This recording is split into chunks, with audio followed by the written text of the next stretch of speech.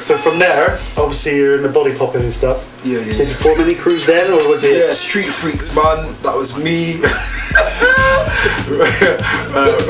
Roger D, R.E.D. That's Brother Dog. You know what I mean? Minister for Information. That was like when I was living in Easton at the time. That was all like Easton heads. We had a body popping crew, break crew. I mean, it's just like that was like the first time when we actually formed the actual crew base thing that I felt a part of. You know what I mean? Yeah. We saved up and we bought some techniques, and then we started DJing, and then we started body popping, and we called ourselves Crazy 17 because we were all 17. We changed our name to Z-Rock and put on a gig in Southmead Youth Centre, and everybody came. From Downs to Grant to Mushroom to FBI to UB4 to everyone came. But in 1984 I didn't look at myself as an MC then. I was experimenting with all.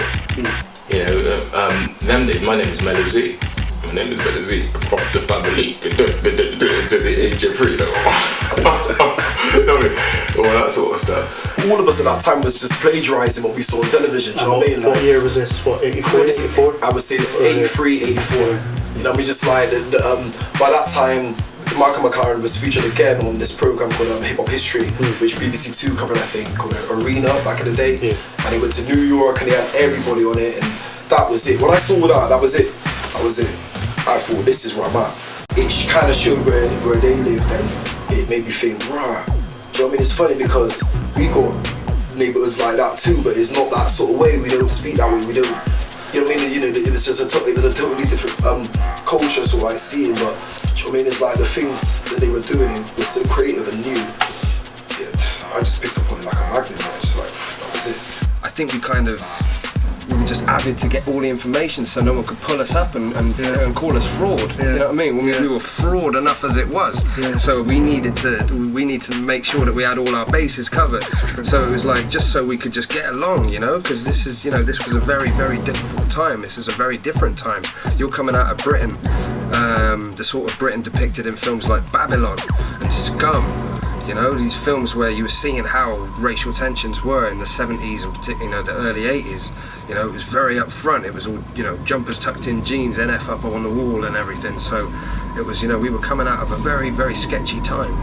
And it was definitely, for me, the first time I was seeing, I suppose, just because I was of that age where I was staying out later at night or whatever, but, it was that just meeting of minds, and people were starting to converge. The different races were coming together, and hip-hop had that pull where nothing else did. So we were just living in that world, I suppose, and life didn't exist outside. You see like Star Wars and all these films, and it's just influences you big time. So I was a graph head, but because I moved with all the breakers and all the rappers, I knew Chris and I knew Kels a long time ago. I knew about Rob and I was still a little young, I was still a little young when all this was going on. I was only about sort of 16. I remember I sort of did go to the dugout once, a very early memory of that. But it wasn't no. It wasn't sort of quite what I thought it was going to be, like sort of this fantastic sort of breakdance experience. The thing that got me into the whole thing was my cousin gave me an electro tape, and I was just like, oh, Jesus, I want one of these. What is this? And it was like Electro 6, 5 or 6. I was just like, from then on, that was it.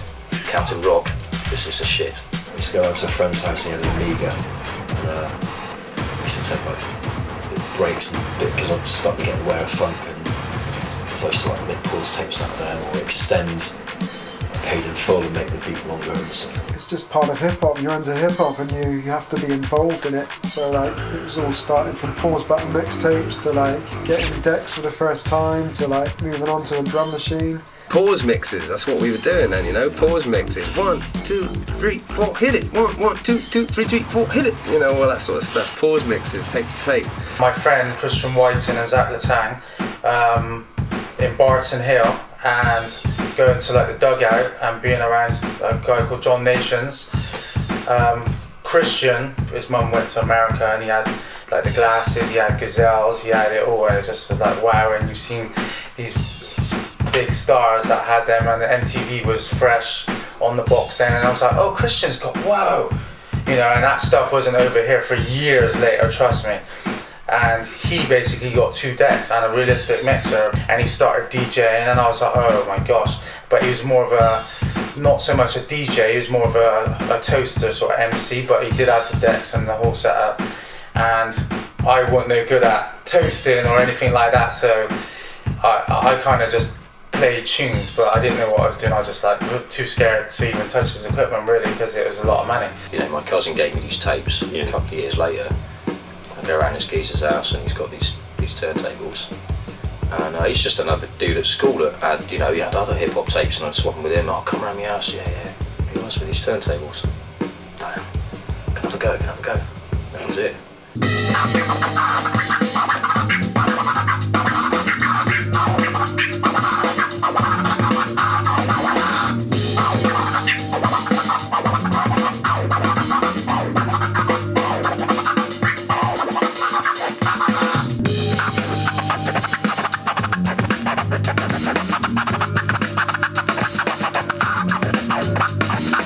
In Kingswood, it was sort of just the breaking going on at Summit, and then I saw a kid doing a guy called Dr. Ice, who was in charge of the decks up there, and that was the first time, and they were really fucking shit decks as well, and he didn't have slip mats, and like you saw it wreck like everyone's records, you took them over to that. They're like, their first out, he's like scratching and that, they're like, you know.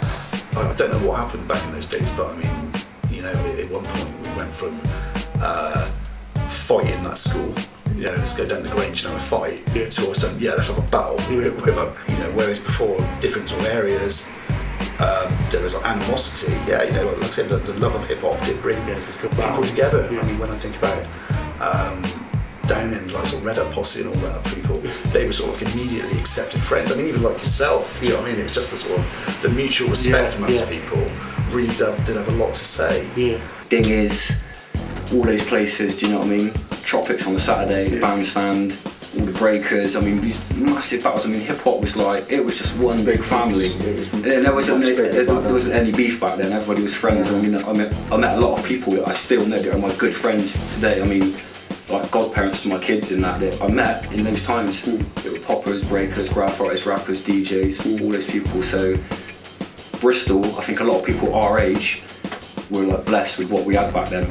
The scene was massive, it was hot, and it just influenced everybody. And right to this day, we still draw on those experiences in what me personally and what I'm doing now.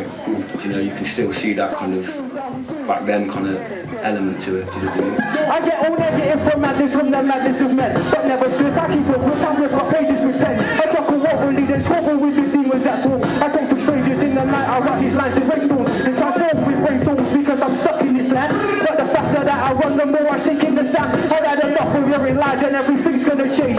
Leave it up to someone else and everything's going to say. I stay relentless, my thoughts are liquidated cause I'm stuck inside this island where my mind is confiscated, separated from the sun, the cloudy skies never clear. Even in the hottest summer, it feels cold round here. Cause everyone's at school face time. They wake it up at early morning, they call storms at daylight. It gets hectic, electric strikes to cool shot. We rain fire on the spot and let the whole planet rock.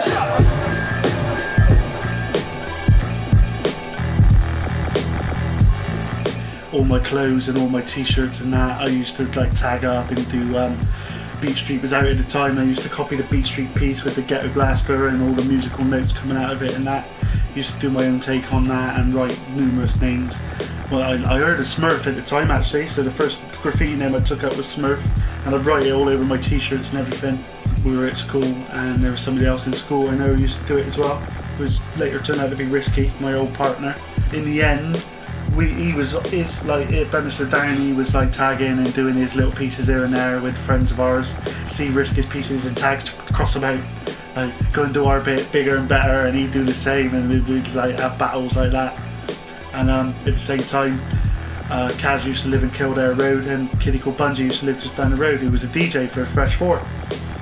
So I'd go down there and he'd do me tapes and he'd have his deck set up and he'd like doubling up ultimate breaks and that, and it really got me into it then.